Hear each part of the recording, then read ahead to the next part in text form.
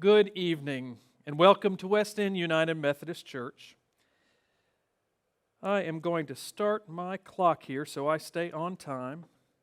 It is good to see everyone this evening. My name is Reverend Brandon Baxter, and I am one of the associate pastors here at West End United Methodist Church.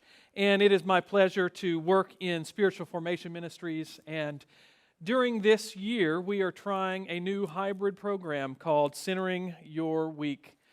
Each Wednesday night at 6:15, and it is live here in the 4-story theater at West End. And so we always have some people that attend in person, and then we also have people that attend online from wherever is most comfortable for them. And so we welcome you here this evening. Every month we are going to follow a rhythm of sorts that will guide us and will sort of let us know what our different speakers are going to focus on, at least generally, each week. And so you'll see here we've got Word, Wisdom, Wonder, and Way. And we'll follow that each and every week, the first Wednesday of the month, the second Wednesday, the third, and the fourth. If we ever have a fifth Wednesday, that'll be a wild card, and we'll see what happens on those fifth Wednesdays. But since it is the first Wednesday in October, we are back to the Word. And what we're going to do with these times where we look at the Word is we are actually going to focus on and learn more about the Scriptures that are guiding our life as a church family here at West End. Right now, we are beginning a series in our worship services called The Marks of Discipleship. And we are actually going to be focusing on the Gospel of Mark. So tonight, I am going to take some time to walk us through a bit of a brief primer on the Gospel of Mark. So I'm going to go through some basics on a little bit of context, a little bit of history, and a little bit about the flow of the story, the narrative of Mark. And I'm also going to help situate us a bit so we know where we are in that gospel as we study some texts in the coming months. So we began hearing Mark in worship on the last week in September, and we will hear Mark all the way up until Advent. So it'll take us all the way through basically Thanksgiving. And we're going to be mostly in the middle section in about chapters 9 through about chapters 13 or 14. And I'm going to explain a little more about that later. One thing I do want to make you aware of is we have created a reading guide that you can follow during this time. So if you worship with us or you attend any of our online activities and you want to be engaged in this study of Mark with us, we have actually created a reading guide that's designed to help you read the entire Gospel of Mark during this time frame that we are studying Mark.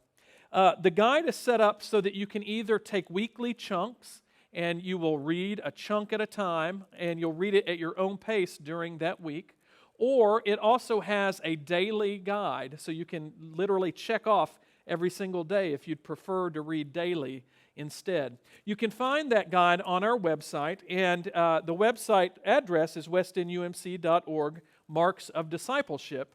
But you can also, if you have a handy smartphone right now, you can hold it up and scan this QR code, and that'll take you directly to the site. And the reading guide is right there on the website, but there's also a link to download the PDF if you prefer to have the PDF downloaded, and you can even print that out if you choose. And then I also want to mention that we're going to do a 4-week online study of Mark on Thursdays at 7 p.m., starting on October 21st and running through November 11th.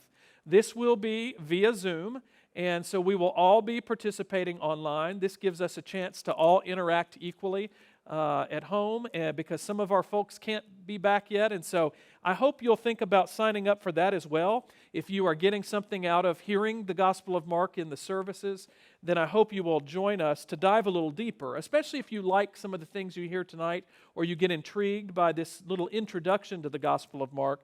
I hope you'll join us for this study where we'll look a little more in depth at some elements of the Gospel of Mark. Of course, it's hard to do a whole lot in just 4 weeks, but I think it'll give us some time to really dive a little deeper and dig into some portions of Mark, especially some of the portions that we're hearing in our services.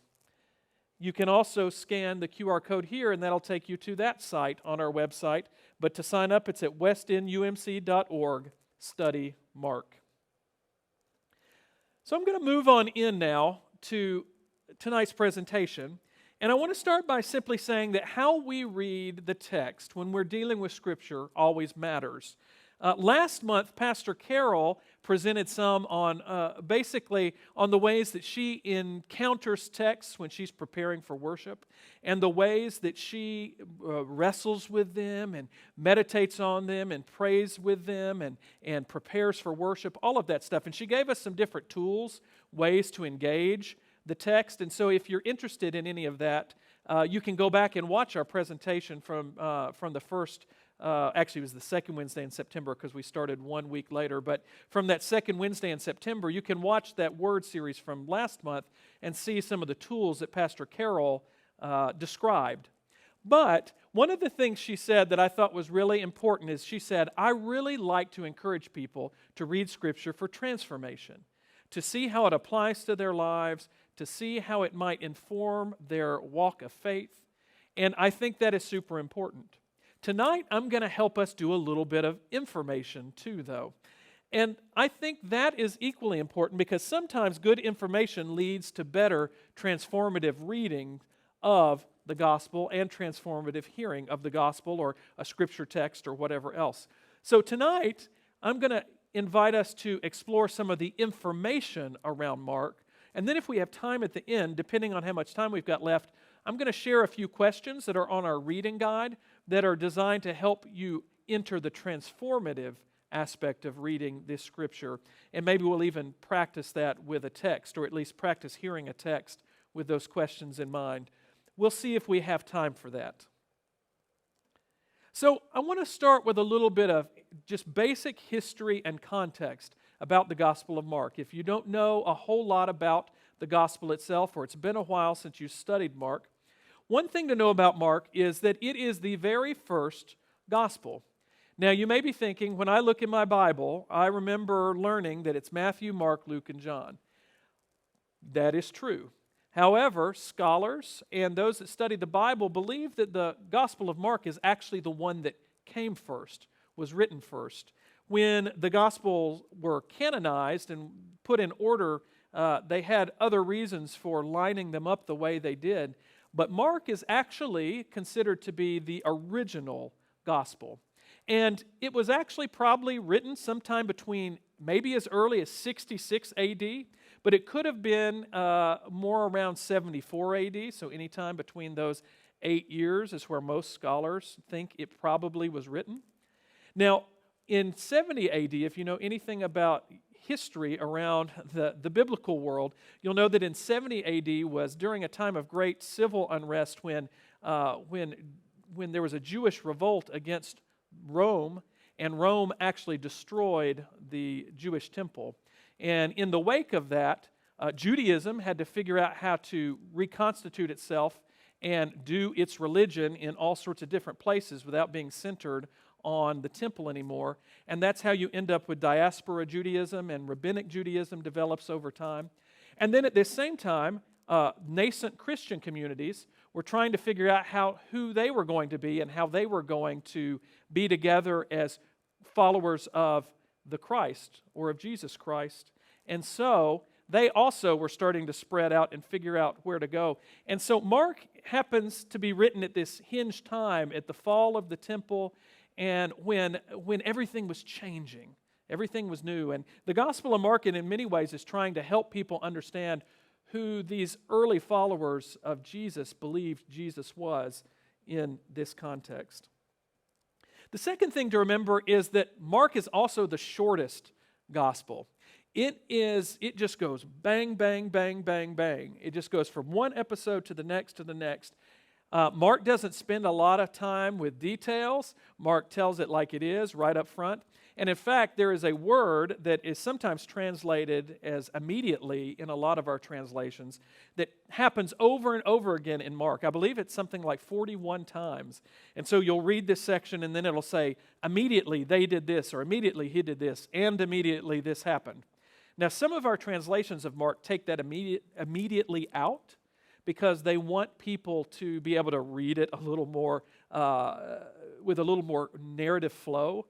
But it's really important to know that that happens over and over again in Mark, because Mark is a fast-paced story. It wants to get to the point, and it also has a sense of urgency about it in general, a sense of urgency about what Jesus is doing, a sense of urgency about what he is asking the disciples to do, and so it gives it this certain character that is unique to Mark. Another thing to remember is that Mark is really the foundation of three gospel narratives. Mark, it's believed, informed the writing of Matthew and Luke. And so that actually Matthew and Luke, large portions of Matthew and Luke, are similar and or almost identical to Mark. And Matthew and Luke, having been written later, actually most scholars think were built on top of the framework or the bones that were built out by the author of Mark. And so sometimes we call those three the synoptic gospels, synoptic, they see together. They see together. They are similar to one another. Now, the Gospel of John's a totally different story. It's almost completely different. But Mark serves as this kind of foundation of what a gospel could be. And then I think it's really important to remember that the Markan gospel is rooted in Jewish notions of the Messiah. What I mean by that is this is written to an audience of people that are still trying to figure out who this Jesus is. And also it's important to remember at this time there weren't really Christians. There were Jewish followers of Jesus, followers of this way. And the author of Mark is trying to say this is the person, this is the Messiah, this is the God that we've been waiting for to arrive in our midst. And so Mark does that within a very specific context and a very Jewish context.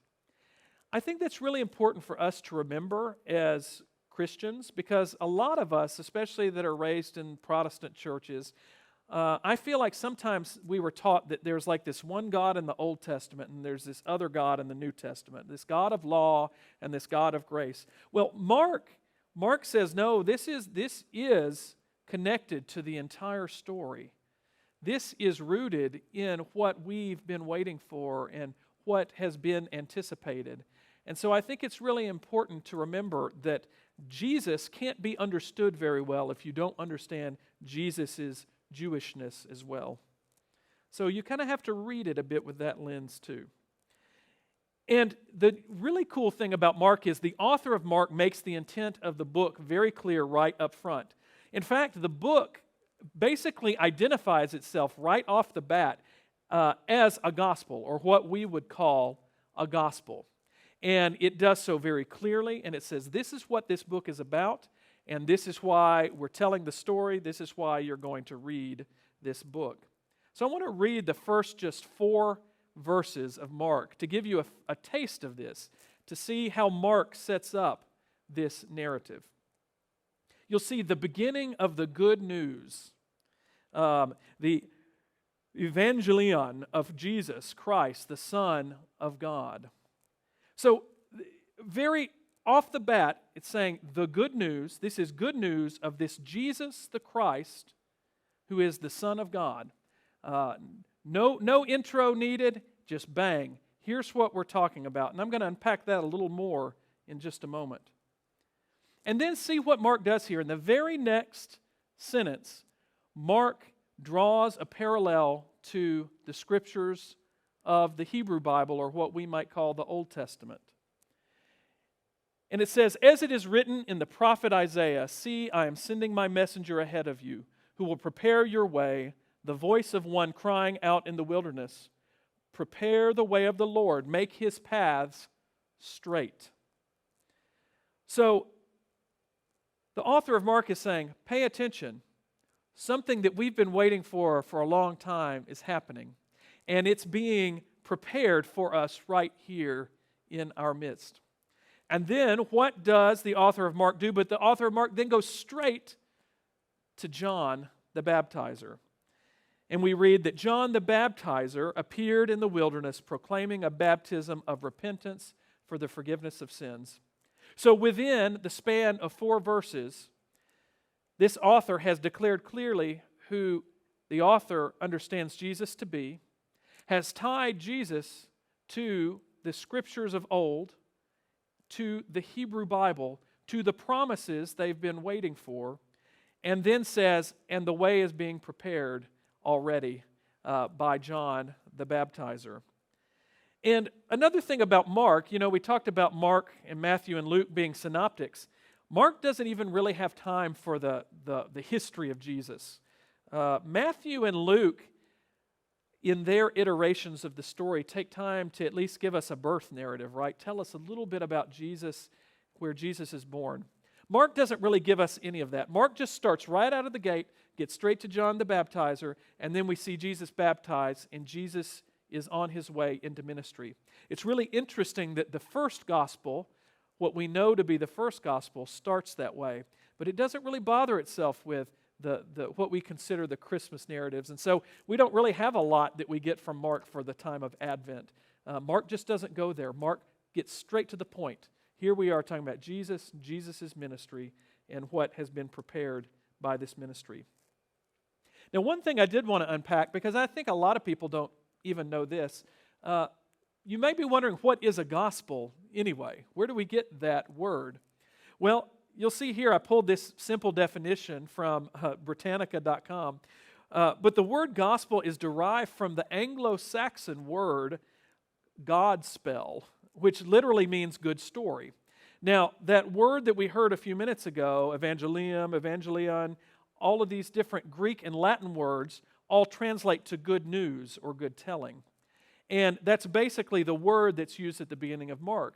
And so what we get by the time we get to the English language is they take that word and they translate it again or transliterate it again and make it into gospel, Godspell, good story. And so in the English language, we use this term gospel, but the original word would have been closer to something like the root of our word evangelistic or evangelism. But to share the good news, that's what a gospel is. And Mark is the prototypical gospel. Mark gives us that word right off the bat and sets this thing up as a unique type of storytelling that tells good news about Jesus Christ. Now, then the question becomes, what is a Christ? What does it mean to say Jesus Christ? I'm reminded that Richard Rohr often likes to write about and talk about how a lot of times in our culture we say Jesus Christ as if Christ is Jesus' last name, and he's like, it's not a last name. It's a title at times, but it's also a reference to something special and holy that is happening right in this moment. And Bart D. Ehrman, who is a New Testament scholar, I pulled this quote from one of his introductions to the New Testament. I'm also going to use a little of his framework about Jesus in a minute as well. But Bart writes that readers living in a Greco-Roman world would not recognize Christ as a name. For most of them, it was not even a meaningful title. And so what he means by that is, let's say people that were living in this Roman culture, most of them wouldn't have even had a frame of reference for this word Christ. It would have been a bit mysterious. They might not have even known what that meant. Because the word comes from the verb anoint, he writes, and typically referred to someone who had just had a rub down with oil. So Christ is an anointed one, anointed by oil. Interestingly, though, Christ was a title in Jewish circles because it was the Greek term that was the equivalent or used for their Hebrew word Messiah. So if they were having to talk about the Messiah in a Greek way, it would have been the Christ. And so when we hear Mark start this out by saying Jesus the Christ, what we're really hearing is Jesus the Messiah, which ties us back to how much this is a book rooted in the Jewishness of Jesus, and how Jesus is somehow caught up in these promises and expectations of the Jewish people. Now, I want to go through a few just major themes that crop up again and again in Mark. Because if you're reading through over the course of the next few months, I want you to keep an eye out for some of these themes and see how they interplay with one another and how they make themselves known. The first is that Mark is very concerned with the nature of Jesus. And here again, I'm going to pull a little bit of a framework from Dr. Ehrman. And he kind of lays out this framework for different ways that he at least reads that the Christ or Jesus is approached in this narrative. The first is Jesus as the misunderstood Son of God. You'll notice that many times throughout the book of Mark, Jesus is misunderstood. People don't understand what he's doing. People can't get a grasp of what his mission is about. Those that are trying to follow him often are mystified. And so there's often a sense that Jesus is misunderstood. And in fact, sometimes Jesus, according to Mark, is even secretive.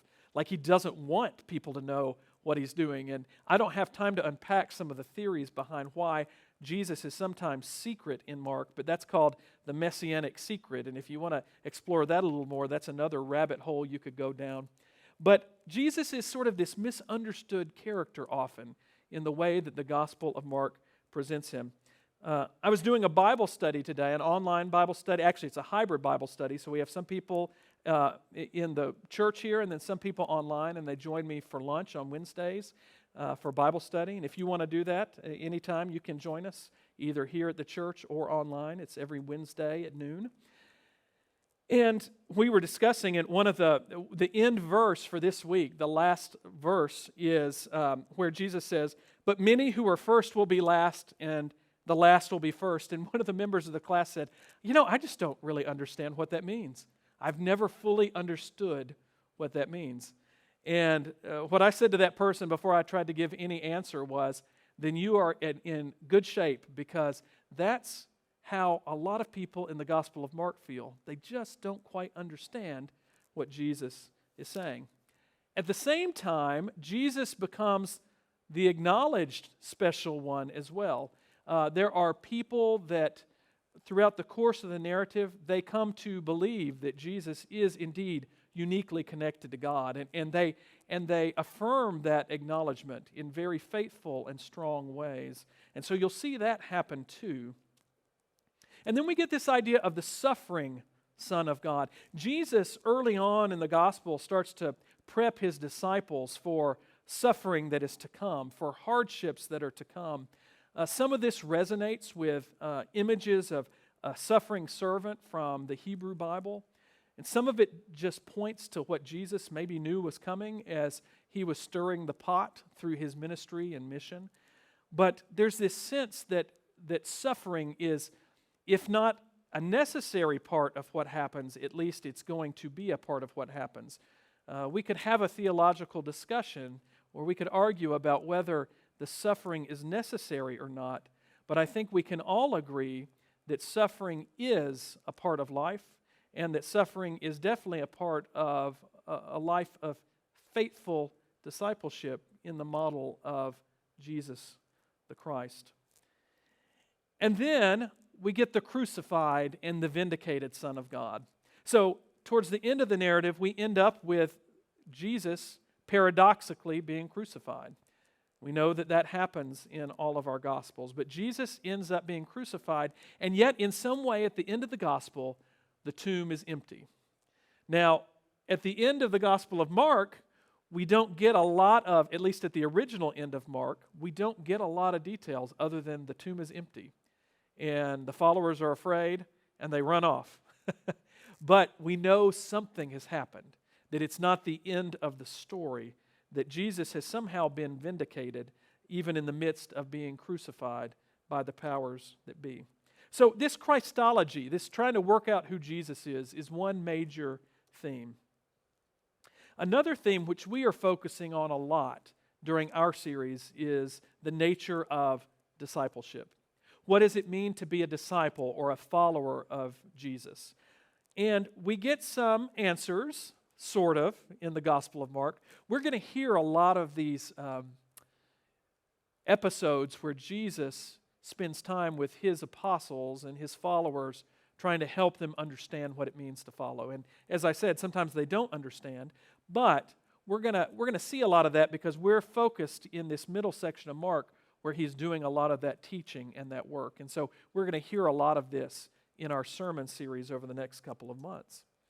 But one of the ways the disciples are depicted is that they are willing. There are people that are willing and ready to join this journey with Jesus. In fact, again, that immediately word shows up when some of the first apostles decide to follow Jesus. They drop everything immediately and they go to follow him. So in some ways that feels a little discouraging to me at times because I don't know about you, but in my own life of discipleship, sometimes it takes a little bit of coaxing, and sometimes I don't want to do something immediately. And so I hear that and I go, gosh. But then I remember the rest of the story about these apostles because they're willing and they're ready, and yet they're also slow to understand. They don't quite get it. They don't quite know what Jesus is on about. And they get it wrong a lot of times. We've already heard some of these stories around them trying to figure out who is the greatest in the kingdom of God. And Jesus has to say, hold on, the kingdom works a whole lot different than you think. It's way more upside down than that. This first and last idea that we were talking about a minute ago. So it's hard for them to understand, and that makes me feel a little comforted as someone trying to follow the way of Jesus. They're also confused about what the nature of his mission is. They don't always understand this deep kind of suffering that he's talking about, what they might be facing on down the line as they enter Jerusalem. And they really don't understand what that means for them either. What might it mean for them to follow Jesus on this path? And maybe the most comforting thing of all is that they often fail. There are many, many times across the Gospel of Mark where they simply fail. Sometimes Jesus will challenge them to perform a healing in his name, and they won't be able to do it because they don't get it, and they don't trust in the power of Jesus' name the way that Jesus has asked them to. There are these times where, even like at the end of the Gospel, where the followers see the empty tomb and then they just kind of run, where they actually don't go and tell the story in quite the same ways that we hear in the other Gospels. So there's this kind of ambiguity about the disciples' ability to actually follow. They're ready and they're good at it at times, and then other times they're absolutely out of their depths. I love the Interpretation Bible Commentary calls this the downward pattern in the Markan theme of discipleship. And I love that because as somebody that has tried to be a follower of Jesus for a long time, I know that it actually gets more difficult over time if we take these things seriously. And this notion that Mark sets a downward pattern that start out excited and ready, and then we have to wrestle with what it really means and grapple with what is Jesus inviting us into. That's a sobering reality sometimes. And I loved how the Interpretation Bible Commentary put it here in this quote. They said, "The disciples in Mark reflect the enthusiasms, the misunderstandings, and failures characteristic of the Markan community and of each succeeding generation of Christians."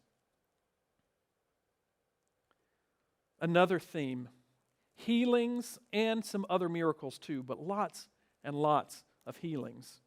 There are at least 13 major healing stories, as well as some other healing references throughout this gospel.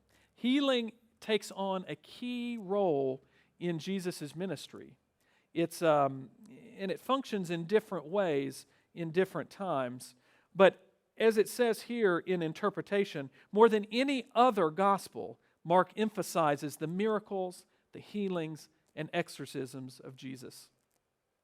Now, I know sometimes we struggle a bit today to grapple with the concept of miracles or healings, or what constitutes a miracle or a healing in the biblical sense and in our world today is what we might call a medical miracle the same thing as a healing in the biblical sense?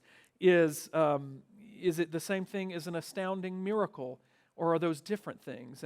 And I don't have time to unpack all of those questions here, but one thing I want to invite you to do is at least remember that when we're talking about Mark, and this is another quote from Interpretation, I think this is really helpful. It says, miracles function theologically in Mark as well. The majority of Jesus' healings and other miracles appear during the Galilean ministry, and they're demonstrations of Jesus' power.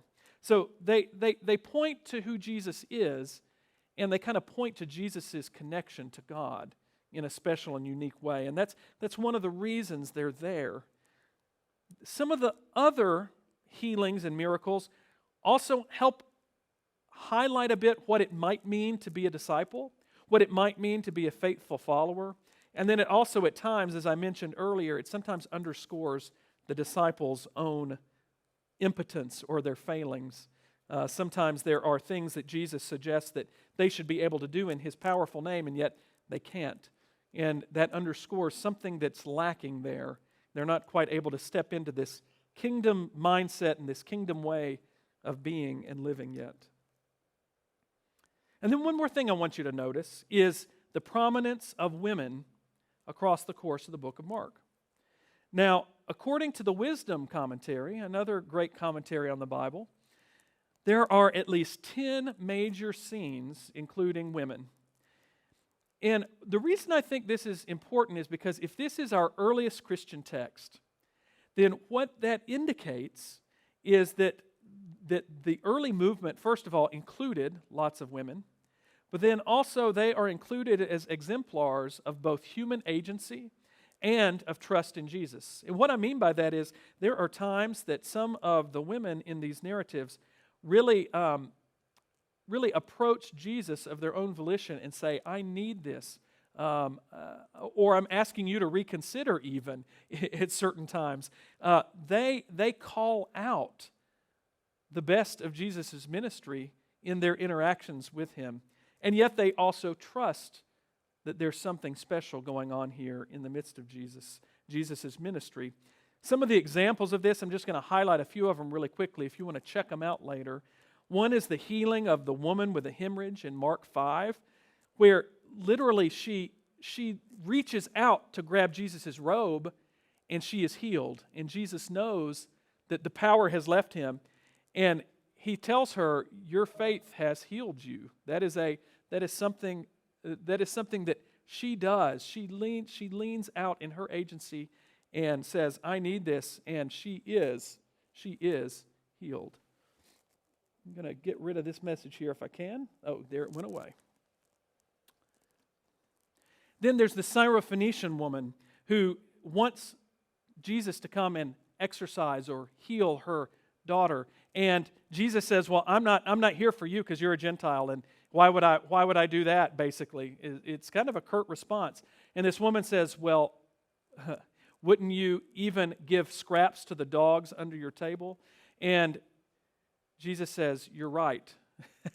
And this woman calls Jesus to account, and Jesus heals in that moment. So real demonstration of agency and of some power there. Also, there's the woman who anoints Jesus. You know, this image of preparing Jesus for this final suffering and really terrible thing that happens to him. And this really shameful thing that is surprising to happen to the one that has been called the Christ here in the book of Mark. And then, of course, the women followers are there with him at the crucifixion. They're with him at the burial, and they are the ones at the empty tomb as well. And so just pay attention to how women play a prominent role in the book of Mark. And when you read the book of Mark, it's important to remember that we are living in an imperial world of Rome, and also a world where religious and Judean elites have some power, but not all the power.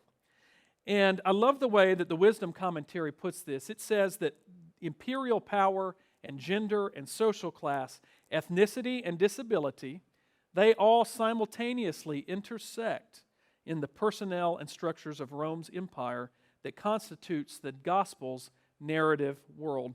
So in other words, when we're reading the Gospels, we have to remember we're reading about people that are living in this age of Roman Empire where all of these different types of power and privilege are intersecting and affecting each other.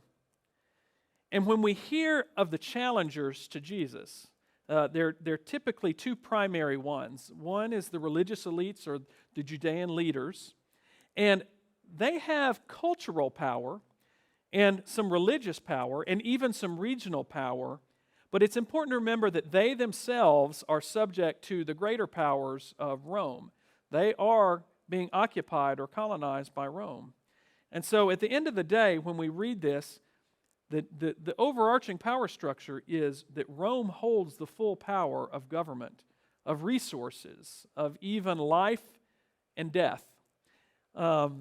As I was studying this week, I actually found a chart that showed the socioeconomic status of people in the world at that time, and sort of the percentages of haves and have-nots, maybe, if we'd put it that way. And what struck me was that the time of the Roman Empire was had a very bottom-heavy group of people that were shut out of most of the resources, most of the wealth, and there was a small elite at the top. And I couldn't help but think, boy, that sounds like today in a lot of ways. And so when we think about this world that the gospel is being lived out in through Jesus' ministry and through the ministry of his disciples in the book of Mark, there may be more resonances to today than you might imagine. Now, I want to point out that as we study Mark, there are three major sections. So as you read in Mark 1 through 9, we have the ministry in Galilee. And that's when Jesus is up in the north country kind of doing his ministry, calling the disciples, all of that. And then when we get to chapter 10, that is the journey to Jerusalem. Now, some of the other Gospels, the journey to Jerusalem is a longer, drawn-out section. In Mark, it's just this, again, Mark's very immediate. It's this very short one chapter, although there are some key encounters that happen in there. And so that's what happens in chapter 10. And then in Mark 11 through 16, he enters into Jerusalem, and that's where we get everything that unfolds that leads up to Jesus' crucifixion. Now, as I thought about that structure this week, I realized that with our focus from September to November being on 9 through 14, we're doing something very interesting during this time. So as you read the gospel and as you hear the sermons on Sundays, remember this, that in our sermon series anyway, we are beginning, or we have already begun with, the tail end of the Galilean ministry. So we started at the tail end of that one section, and now for all of October, we're going to be journeying to Jerusalem, and we'll be doing that for 4 Sundays in October until we get to Halloween. Yes, Halloween is on Sunday this year, so maybe we should wear costumes to church. I don't know about that. But when we get to the back end of October and then into November, we'll be into some of the key episodes that happen in Jerusalem. So we are kind of taking a middle section that touches on all 3 of these key movements or moments. And so we're really getting Jesus and the disciples in the heart of this move from ministry of healing and miracles and all of these things to this journey to Jerusalem for something that they don't quite understand, and now it starts to become more clear what's going to happen. And that's where we are in our story together across this time. So I hope that provides you with a little bit of context for what we're going to be doing in the next couple of months. And like I said, we'll dive into some of that stuff more deeply in our Bible study if you choose to be a part of that on Thursday nights. And that'll be a time where we can be interactive. You can ask me questions, all sorts of stuff. But now that you have the basic information, I want you to allow yourself to consider the following questions as you continue to read Mark each time across the course of this next couple of months, or as you hear it preached in the sermons and read from the lectern, and all the different ways that you might encounter the gospel.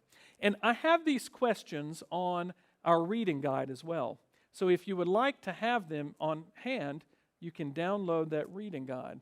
But I think these questions will help you kind of get into the imaginative space that you need to be in to really be not just informed about what this is, but also transformed by the messages that are contained therein. The first is, how might it have felt to be present in the moments described? So as you hear us read these texts, think, what would that have felt like? What are the feelings? How would I feel? What would my gut reaction be? Or if you're a head person, what would I be thinking in that moment if that were me?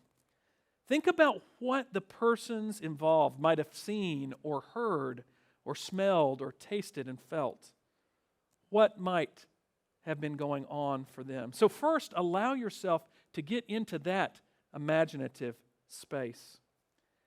Next, I want you to think, how is this text speaking to me today, to my community, and to my world?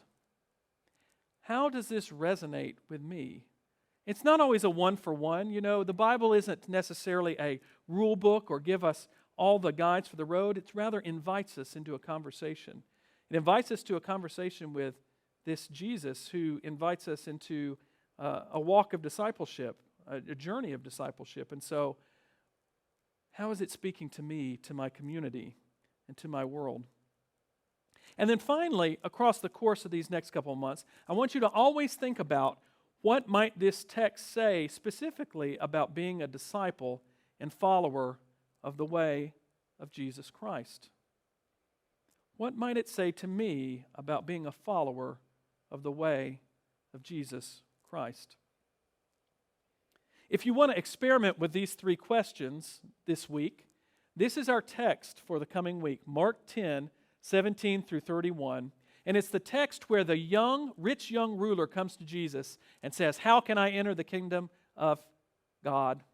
And Jesus says, "Have you done all the right things? Have you followed the commandments?" And he says, "Oh yes, I've done all those." And then Jesus says, "Well, sell all your things and then come and follow me." And we hear that the man is dejected and grieved and turns around and leaves. What might it have felt like to be that man? What might it have felt like to be the disciples to see that happen? What might they have heard or smelled or tasted in that moment? How does the text speak to me today around that? Gosh, I think about myself as what would I have done in that moment? I hope I would have at least said, "Jesus, can I follow?" even if I didn't know I could do it quite the way Jesus asked me to. And then what does it say about being a disciple? Well, first thing for me is it says, gosh, this is serious and it's hard.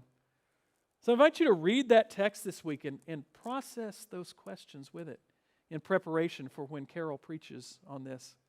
I don't know what Carol's going to say, but I'm sure it'll be wonderful.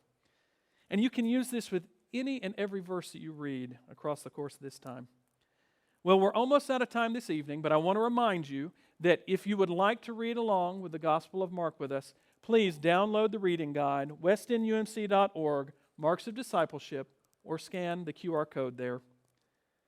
And then finally, if you would like to take the study, sign up at westendumc.org/studymark and scan the code.